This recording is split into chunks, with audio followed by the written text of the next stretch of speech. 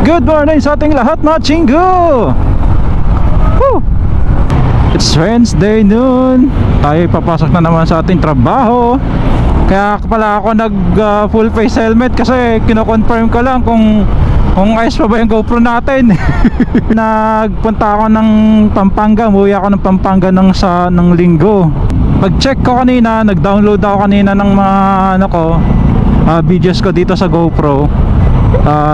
Wala siyang audio, ang bihira. Akala ko talaga sira na. Tinignan ko kung ano yung naging sira. Okay naman yung audio niya. Ang kulang ko lang pala is yung sa connector niya, yung sa TRS ata yun, tawag doon. Makikita nyo sa inyong mga screen ngayon.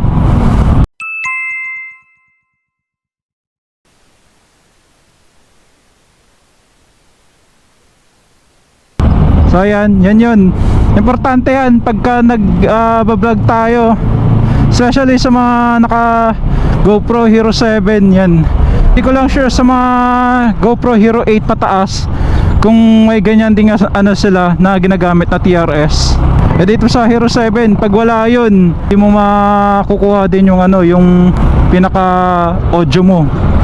Sana naririnig tayo loud and clear sa ating audio. Wakaway si kuya. Halika. Wakaway si kuya. Halika.